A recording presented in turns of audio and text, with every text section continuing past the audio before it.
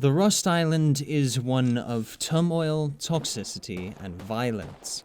When two players meet, it almost always ends with blood seeping into the rich soil. Every creature that calls the land home knows that death is never a far-off prospect. As a result, some creatures leave the soil behind and find refuge upon the water. Out here, avoiding conflict is far easier, or at least it used to be. New developments have brought unprecedented violence to the sea. Come along with me as we observe the fascinating new world of the Rust marine ecosystem.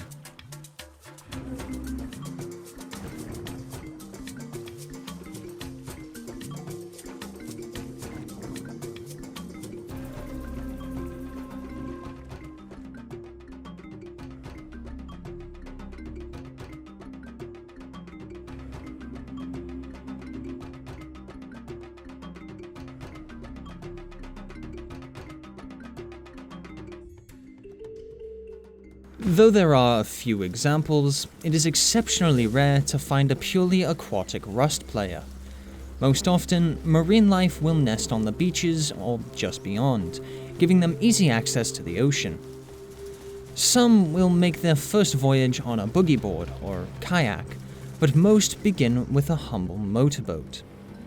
The motorboat is a fuel-efficient vessel, providing admirable speed for a pack of up to 4 members. It is the most common vessel found on the water, owing to its reliable and affordable nature. Especially in the early wipe, the floating junk piles provide low-risk access to barrels and boxes. If they have visited the fishing village, the marine creatures will prioritize diving early on, as untying 10 crates will grant them a pump-action shotgun, a powerful weapon at this time. They will scour the sea for resources, but inevitably they must return to land to establish a den. Of course, the land is not as safe as the sea, and they must fight to gain a foothold in the area.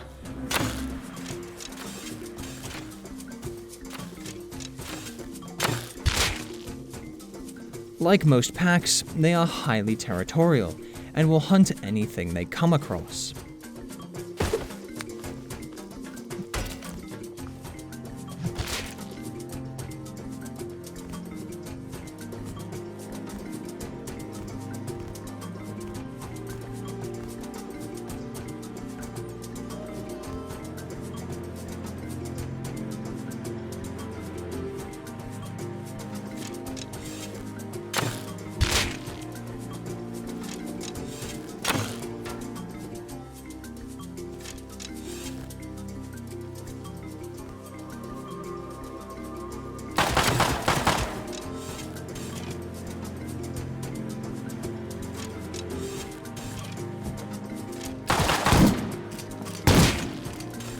The pump-action shotgun gives them an edge over their competition.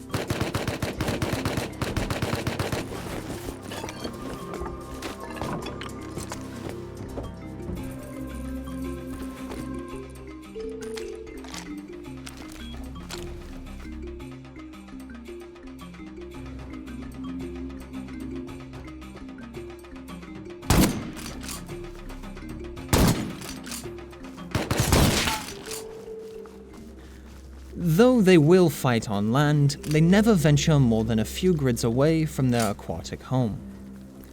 As soon as their den has been constructed, they will again return to the water, after cleaning their beach, of course.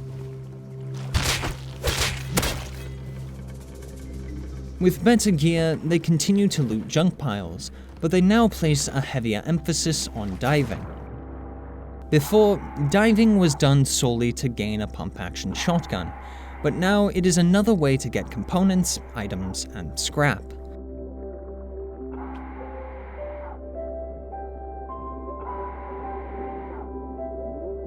Of course, the depths are not void of dangers, and the pack must be ready for what lies below.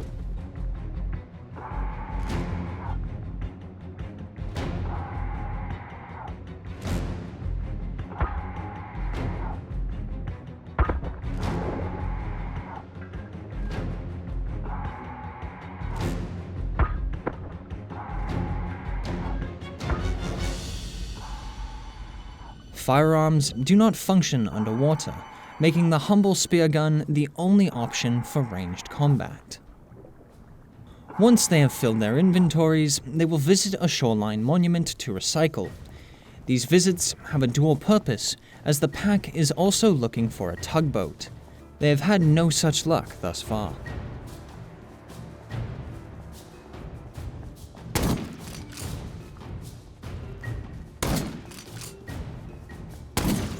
They will continue to scavenge the sea and fight within seaside monuments until they eventually gather enough scrap to upgrade their gear, keeping them on top of the competition.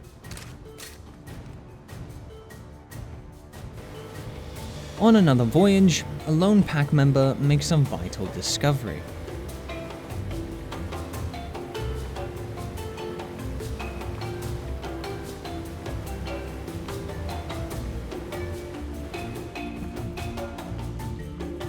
Left abandoned to rot, this tugboat was easily commandeered. A few satchels later, it had new owners entirely. The tugboat is the only vehicle in Rust that can be built on.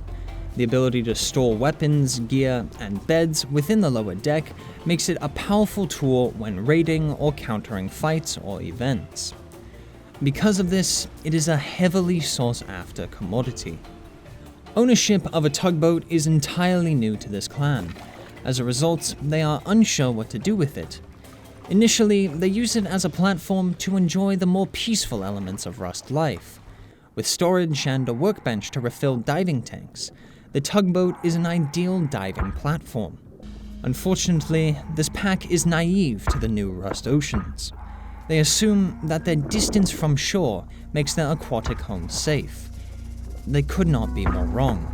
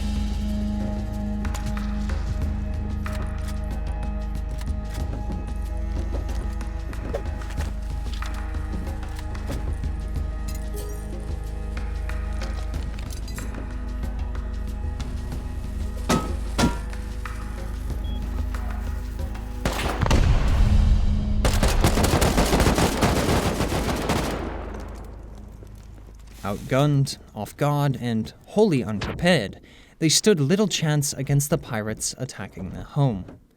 Without a boat readily available, they have no way of returning to win it back. Furious at this loss, they turn their focus to again upgrading their gear. More barrels, more monuments, and perhaps even the cargo ship. The cargo ship circles the Rust Island periodically, and is patrolled entirely by AI scientists. The scientists have superb accuracy, but pathetic damage. Alone, they pose little threat to a geared player, but the mass quantities of them require patience to mow through.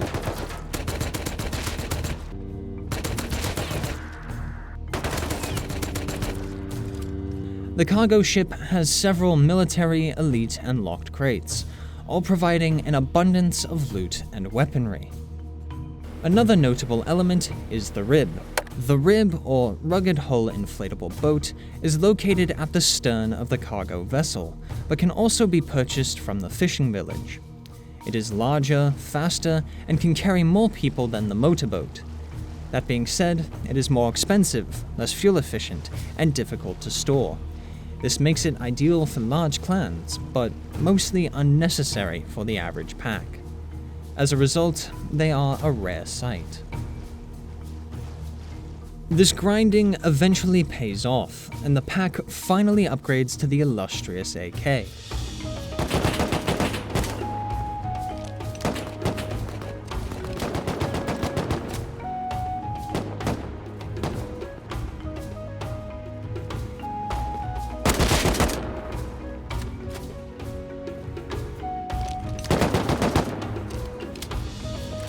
Though they now roam with the most versatile weapon in the land, the memory of the tugboat never leaves them.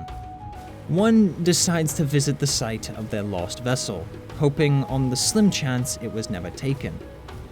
To the shock of every pack member, the tugboat remains. It seems the pirates were interested only in the loot, and not the boat itself. They quickly return it to their den, upgrading it and filling it with gear sets to properly defend it. With better gear and understanding of the danger they face, they feel prepared to defend their aquatic fortress. Not a half hour later, this confidence is put to the test.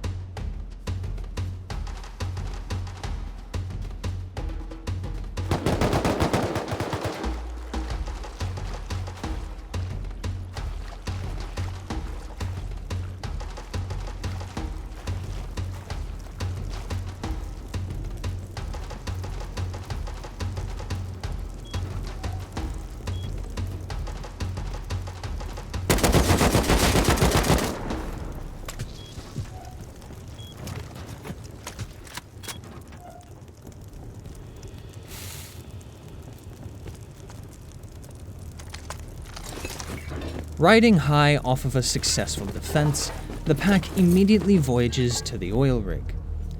The oil rigs are the most fought-over monuments in the ocean. Scientists patrol each floor, and unlocking the crate summons a helicopter full of heavier armed enemies akin to a dozer. Before even arriving at the oil rig, the tugboat pack runs into some trouble.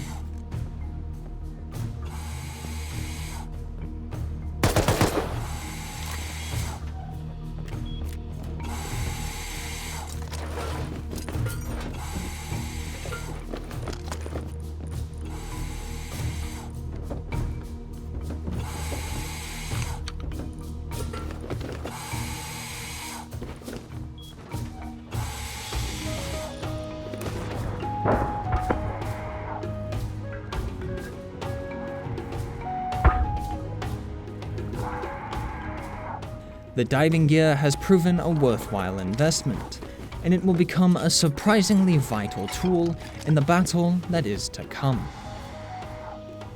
The pack rapidly advances up the oil rig. The position at the top level makes it easy to kill players that arrive by boat.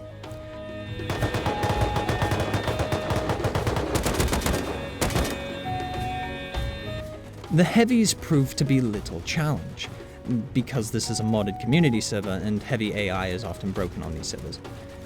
Only after all these threats have been vanquished does the real trouble begin.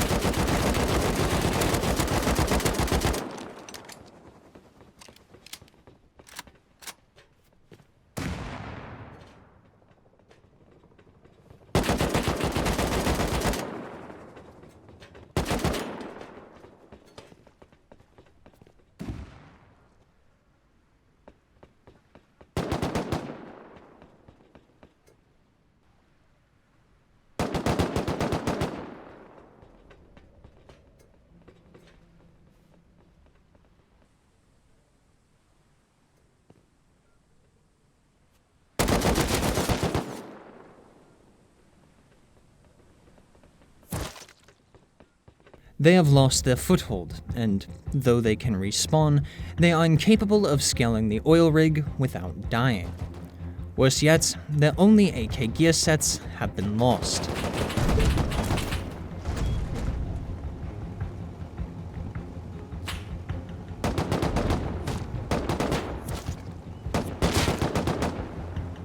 The tugboat crew has no choice but to back off, but they haven't given up yet.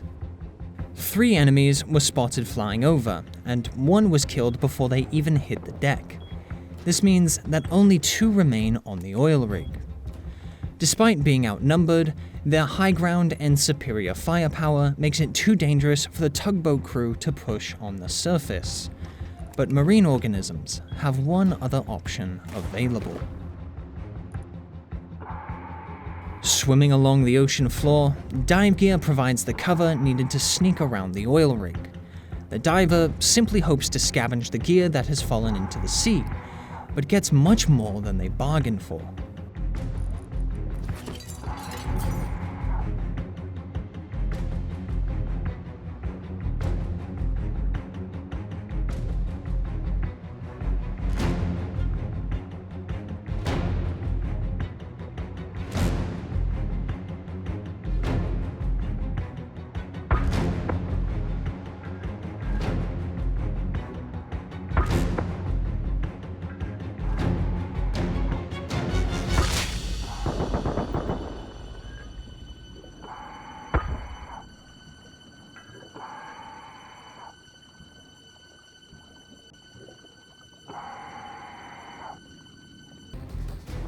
Not only will this gear set help to level the playing field, but it means that only 1 enemy remains on the oil rig.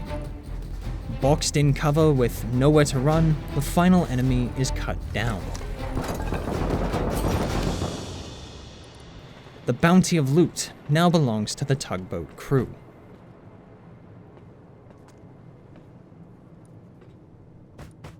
They remain at the rig for a short period, searching for weapons that had fallen to the depths. They find a few other things as well.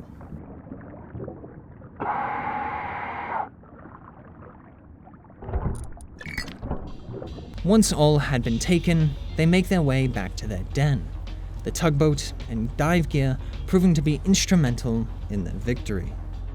The marine ecosystem is a fascinating one, and the changes brought by the introduction of tugboats is nothing short of profound. With greater amounts of loot upon the high seas, we may even see an increase in the dangers that lie below. Hunting styles that were ignored due to their seemingly inefficient nature may finally have a chance to thrive. In a land as ever-changing as rust, only time can tell what the future holds.